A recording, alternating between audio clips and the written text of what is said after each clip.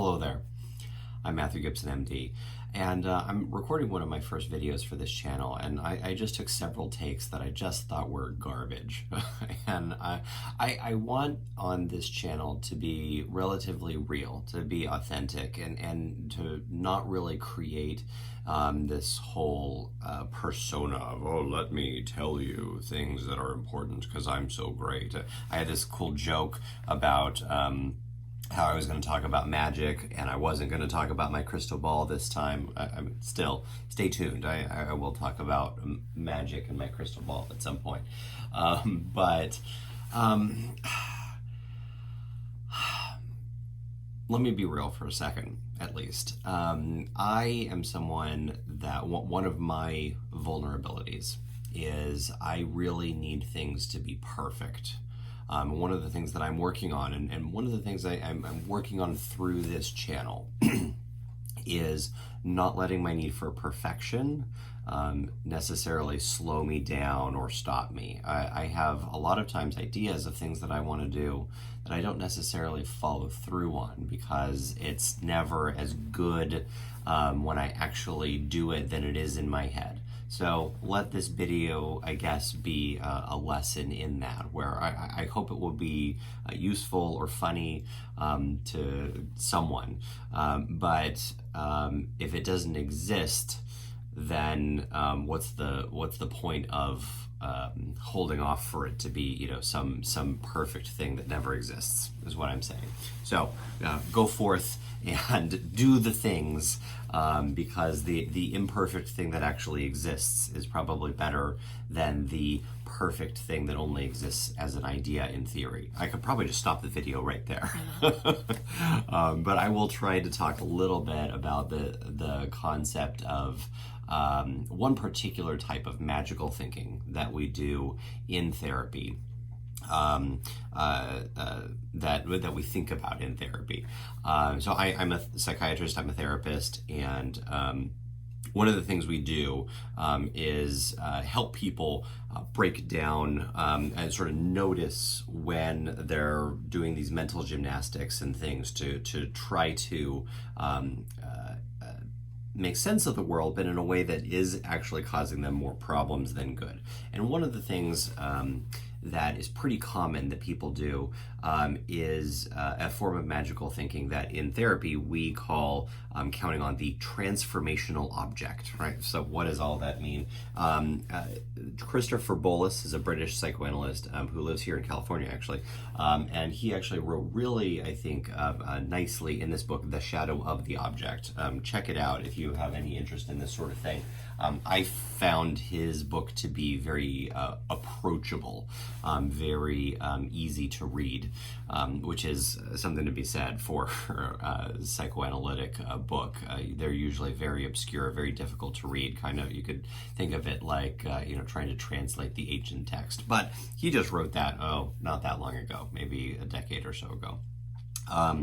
Anyway, the transformational object. So object in therapy speech is basically sort of a person. The patient, him or herself, is often called the subject. And if that person is really having a sort of real authentic relationship with another person who's fully themselves, that other person is also a subject. But most of the time, when we're interacting with other people, we sort of treat them as objects. We don't really see their full self. We're not really taking into account all of who they are. And so to some extent, they're an object to us. It's a mental representation that we've created. And it's doesn't have to necessarily be a person, just really anything that we're having basically an internal relationship with, that we have emotional and psychological expectations of. Here's where that plays into this idea of the transformational object. So it kind of goes like this. It presents in daily life like my life would be infinitely better all of a sudden, magically, if I just had the perfect relationship, if I just had the perfect vacation, if I moved from this crap city that I'm in and I moved to this great other city, like, oh, I don't know, Portland's the best. Not to rag on Portland. Somewhere I need to go there. I need to buy the best skin product. I need to, whatever it is, the thing. I just need that one thing, and I just need the promotion. I just need a new best friend that's going to be. That's the key.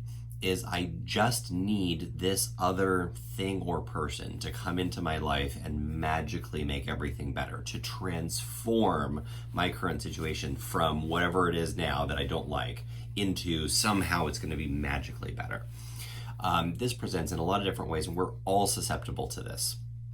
This is why advertisement is so effective, because it plays on this normal kind of tendency that we have.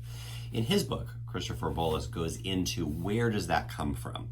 And he suggests that the idea comes from just a normal childhood experience, right? So you're a baby and all of a sudden you are hungry. Maybe as an infant you don't really have a sense of, I have hunger, I need milk, right? You may not have that kind of fully formed idea, be able to think in that way. All you know is you have this sensation that's unpleasant, uncomfortable, and all of a sudden, sort of magically, mom, classically, whoever the care person is, comes in and just feeds you, and magically that feeling is gone, right? So some object outside of you came in and just made everything better. Or you pooped in your pants and it feels unpleasant, you don't like that feeling, you don't really know what it is, you start crying, and then all of a sudden, again, magically, something comes in and then your experience is all better, right? Your environment has changed, your diaper is now clean, and so on and so forth, right? So you're feeling unhappy, you need to be held, all of a sudden you're being held, you have that good feeling. And at that age, you don't really have an appreciation for this other person who exists in the world separate from me, has come in and helped meet this need. All you know is that the environment that you're in somehow has sort of magically made everything better. And we have traces and echoes of that in our memories of that experience. And so we can carry on that experience into our adult lives and say, oh, I just need this one thing. I just need this magical night. I just need whatever it is to suddenly make things better. Unfortunately, that's not really how the real world works. And sure, there are often some things that can, pretty instantly make your life better. I mean, for a lot of people, just $1,000 would make their life, just instantly better for a little while, right? I mean, that's not the sort of thing I'm talking about. For our lives to get better, for us to make change in our lives, we have to do something. We have to be interacting in our life. If we want a relationship to get better, it has to have the potential to get better, right? Some relationships don't really have the potential to get much better, and those ones, that's where boundaries come in, and you have to sort of end that relationship, right? But again, that relationship probably isn't going to end if you don't come in and say, hey, I have these boundaries, I need you to do this thing. Same thing, if you want your relationship to get better, you have to work on communication. You have to learn things about yourself. What do I like? What do I not like? And then figure out how to communicate that. And then see what your partner or partners have to respond to in turn. You have to kind of work at it. If you want that promotion, you have to do something, whether that's maybe work harder at work, you have to get noticed, you have to, ask, for the promotion. Sometimes it is as simple as we just need to ask. Obviously, getting these things that we want in our life are not as simple as this idea. I think that's what's so attractive about the idea of manifesting and things. Again, I think manifesting can be a type of transformational object or wishful thinking sort of thing. If I just sit here and I just put into the universe that I want this thing, but don't do anything about it, then I think that's a manifestation of transformational object thinking.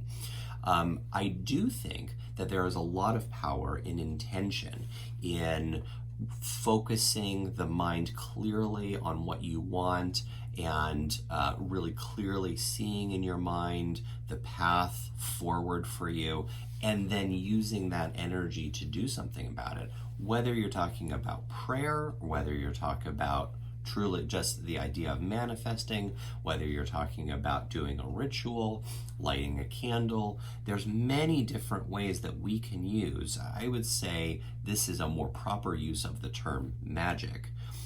We can harness our energy. We can harness our psychological, our however exactly you want to think about it, our spiritual energy. We can harness that and focus that towards things that we want to accomplish, towards things that we want to be different. I really think that there is a lot of power in focusing our minds in that way. But it's not like, okay, I'm just going to, call on the north, south, east, and west, and then sit back and watch it happen. I'm not just going to pray and ask God for, I want a pony, and then just magically it's going to appear. That's the wrong way of thinking about magic. I think magic is the energy that goes into creating a ritual that says, sure, I want a pony. I really want a pony. Okay, so I'm going to sit here and I'm going to think through my ritual and everything that I need to do in order to make that happen. I need to have a place to care for this animal. I'm going to create, I'm going to purchase a place for it, and I'm going to, put the energy into this is where I want. I'm going to have to sacrifice these other things that I want because this is so important to me. I'm putting my energy into it. And then eventually, potentially, then you are able to acquire and properly care for that animal. That is, I think, a real form of magic that can be harnessed, that can be used. And I think it's a very powerful. There are people who would just say, that's confidence and focus. And I think there's something to be said for that. I think there is something about human beings that we, the way that we actually are in the world, our spirits, how we interact with the energy in the world around us. I think there really is something to be said for spiritual practices like prayer or doing rituals, or even if you're an atheist, there are, I think, there's value to doing particular rituals. Maybe you're just going to call it, I'm meditating on this thing. Okay, however, whatever exactly spiritual framework that you're going to use, I think there's value to that.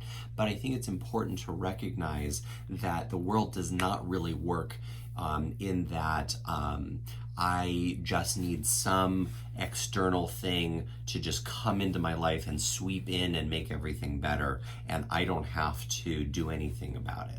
That's just really not how the world works, unless you're an infant and your mom's just coming in and bringing you a bottle or something, right?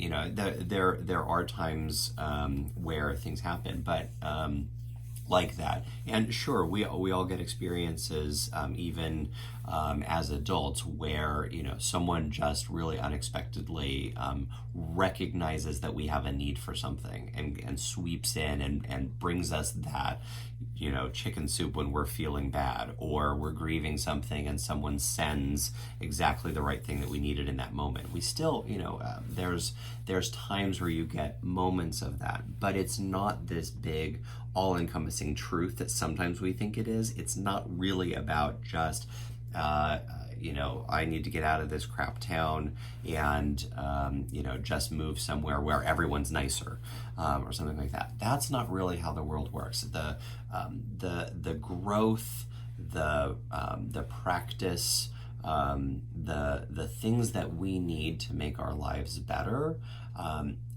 It happens inside of us mostly, and it happens in our relationships with other people and in the world around us. And that's true no matter where you geographically are, right? You have to do it right here, right now in what you're doing. So hopefully You can take a moment to reflect or notice when you're just sort of pining or wishing that, that someone or something would just come in and do the thing that you want them to do, sort of in a magical way, and ask yourself, what could I do about this? And